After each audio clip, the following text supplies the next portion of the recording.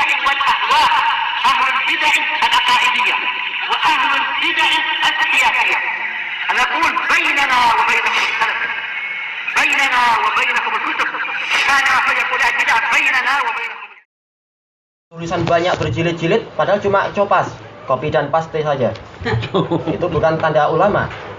Kata saya ya, kalau sekedar dengan alat-alat ini mungkin seseorang itu menulis 1 jilid, 2 jilid, 3 jilid, tapi dia bukan ulama.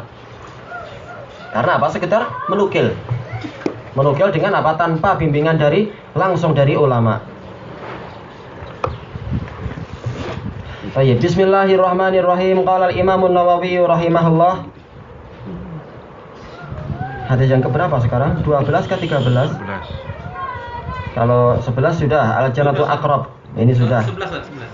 11. Seakan-akan kita sudah membaca itu. Ini ada 11 sudah. Berarti yang 12. Baik.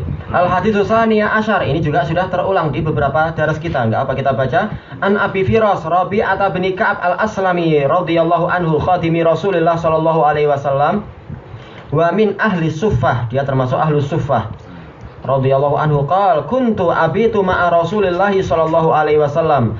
Aku dulu sering bermalam bersama Rasulullah sallallahu alaihi wasallam fa'atihi biwudu'ih.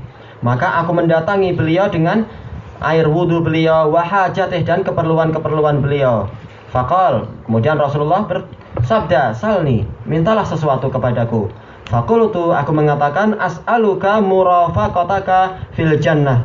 Saya mohon kepada Anda untuk diizinkan menjadi pengiring Anda di surga. Wah, ini permintaan yang luar biasa. Kita sekedar minta jadi pengiring raja atau mungkin nggak boleh kita. Mungkin memang nggak boleh ya. Apalagi ini pengiring Rasul yang tertinggi. Faqal awa ghaira dzalik, atau mungkin engkau minta yang lain. Qultu huwa dzak, saya mengatakan itu saja. Qal fa inni ala nafsika bi kasratis sujud. Maka tolonglah diriku untuk menghadapi dirimu sendiri dengan memperbanyak sujud. Baik, ini enggak dipakai kan? Di dalam hadis ini kita mendapatkan faedah bahwasanya Rasulullah Shallallahu alaihi wasallam itu memiliki khadim, yaitu para pembantu. Dan bahkan ini adalah mangqabah sebagaimana dijelaskan oleh Imam Ibnul Qayyim di dalam Zadul Ma'ad dan juga dalam kitab-kitab yang lain, bahwasanya khadimnya Rasulullah ini adalah kemuliaan yang sangat tinggi.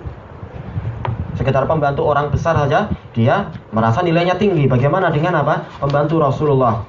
Dan para ulama mengatakan seluruh khulafaur rasyidin itu adalah khadimnya Rasulullah. Karena dalil-dalil menunjukkan demikian. Tidak harus khadim itu bertahun-tahun, boleh jadi di sekian waktu. Al-muhim pernah menjadi khadimnya beliau, yaitu melayani Rasulullah Shallallahu alaihi wasallam. Dan dari hadis ini dikatakan oleh Nawawi rahimahullah di sebagian syarah terhadap Sahih Muslim itu, yaitu apa? Disunnahkannya untuk memuliakan orang-orang alim dan orang-orang yang memiliki derajat tinggi dengan apa? Dengan memenuhi keperluannya dan sebagainya. Ini dari satu apa? Ini dari satu sisi. Adapun dari sisi yang lain tidak boleh orang yang alim atau orang yang merasa tinggi itu minta-minta kepada orang lain. Tapi ini sekitar dari sisi apa? Disyariatkan kita untuk memuliakan orang alim, untuk apa? Membantu dia dalam keperluan dia dan sebagainya. Kenapa? Karena walaupun hadis ini bicara tentang Rasulullah, tapi Rasulullah telah mengatakan apa itu? Bahwasanya al-ulama warasatul anbiya. Bahwasanya para ulama adalah ahli waris para nabi. Berarti apa? Sebagaimana para ulama itu mewarisi ilmu Rasulullah, juga mewarisi ujian-ujian dan tugas berat yang dibawa oleh Rasulullah, maka mereka juga apa? Mewarisi keutamaan-keutamaan yang diberikan kepada Rasulullah, dinaikkan derajatnya, juga apa? Keutamaan untuk dimuliakan. Maka Rasulullah mengatakan, laisa minna man lam yujil kabirana wa yarham saghirana wa lam ya'rif li alimina haqqah.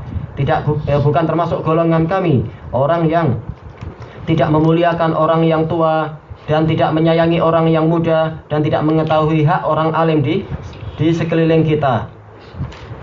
Hadisnya hasan li ghairih.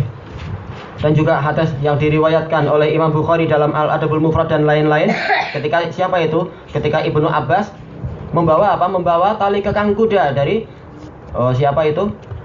Zaid bin Sabit. Kemudian Zaid bin Sabit mengatakan, "Lepaskan wahai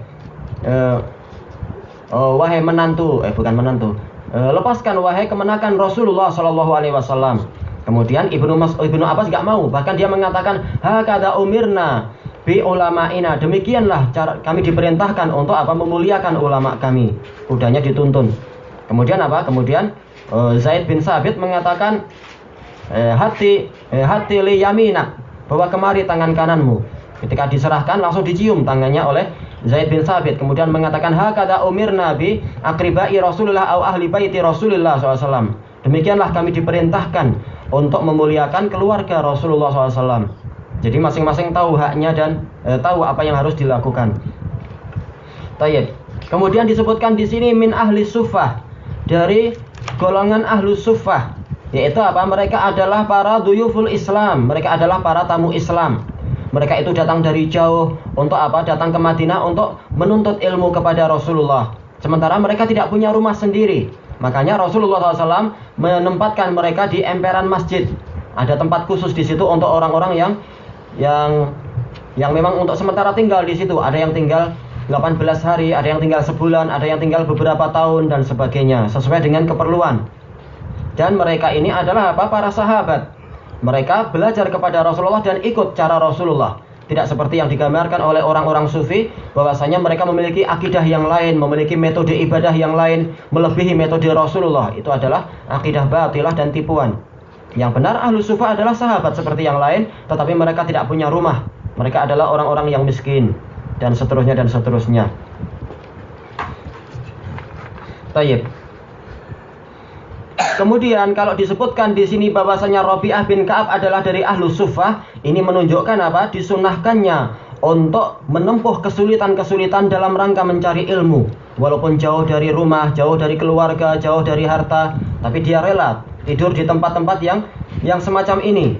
Dalam keadaan hartanya kurang, dalam keadaan keperluannya sehari-hari kurang, tapi demi meraih apa? Warisan Rasulullah SAW, yaitu warisan ilmu.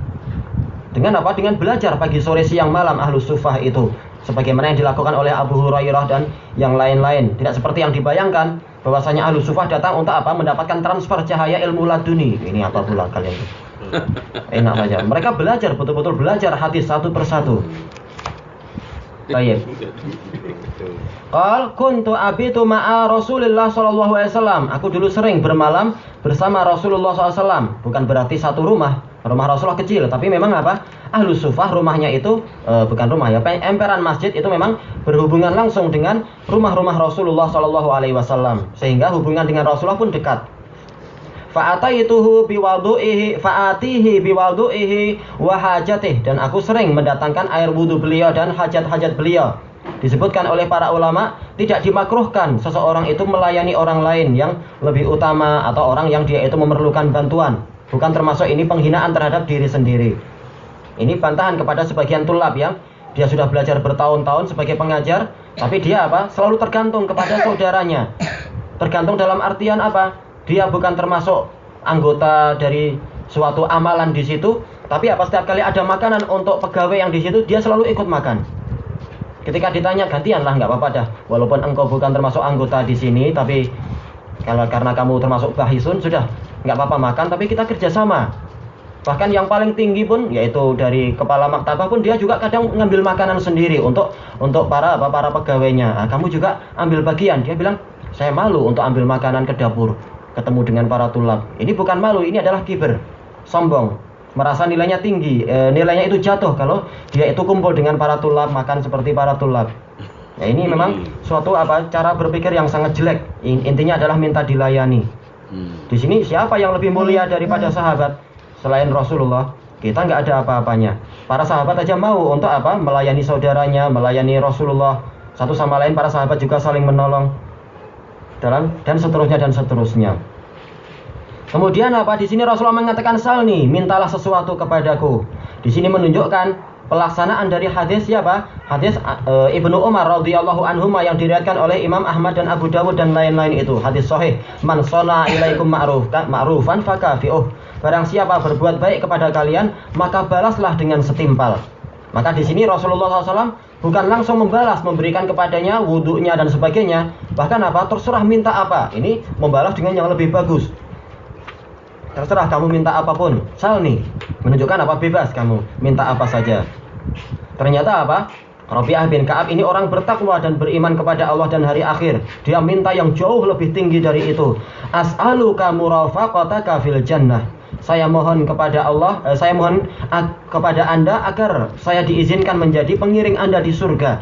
Ini menunjukkan keimanan Rabi'ah terhadap adanya surga dan bahwasanya para rasul itu adalah di surga dan bahwasanya apa? Mengiringi Rasulullah itu adalah derajat yang tinggi. Dan Rasulullah tidak mengingkari itu, menunjukkan bahwasanya akidah tadi itu adalah akidah yang benar. Terus bagaimana caranya? Sementara Rasulullah tingkatnya sangat tinggi. Maka di sini Rasulullah tanya dulu, awa ghairu dzalik, atau mungkin kamu minta yang lain? Qal huwa dzak, itu saja. Tidak minta keduniaan, bahkan minta akhirat yang tertinggi. Qal fa inni ala nafsika bi kasratis sujud.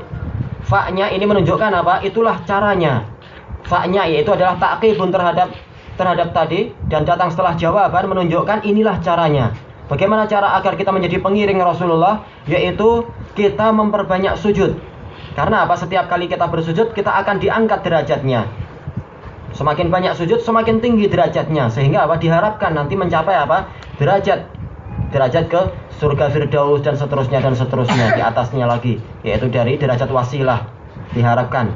Karena Rasulullah tidak mengatakan tidak mungkin itu bagimu. Bahkan apa? Rasulullah suruh caranya demikian. Menunjukkan bahwasanya itu adalah mungkin. Walaupun tidak harus apa satu rumah nanti dengan Rasulullah di surga. Tapi apa? Surga itu luas. Boleh dia tinggal di rumah-rumah yang lain. Allah Ta'ala maha baik. Baik. Berarti dari sini kita mengetahui keutamaan sujud. Yaitu apa? Bahwasanya sujud itu sebagaimana dijelaskan oleh Imam Ibnul Qayyim adalah unwanul ubudiyah atau min abrazi alamatil ubudiyah. Dia adalah termasuk alamat peribadatan atau termasuk alamat yang paling besar terhadap peribadatan. Kenapa? Namanya ibadah, yaitu apa? Penghinaan diri kepada Allah. Maka orang ini memang sedang menghinakan diri kepada Allah. Anggota badannya yang paling mulia yaitu kepala diletakkan justru apa? Menempel ke debu yang biasa diinjak-injak. Maka semakin orang merendahkan diri kepada Allah, semakin tinggi derajatnya. Sebagaimana sabda Rasulullah SAW dalam hadis Abi Hurairah radhiyallahu anhu, "Wa ma tawadda'a ahadun lillahi illa rafa'ahullah." Dan tidaklah seseorang itu merendahkan diri kepada Allah kecuali Allah akan mengangkatnya. Nah, semakin dia memperbanyak itu, semakin diangkat terus orang ini. Baik.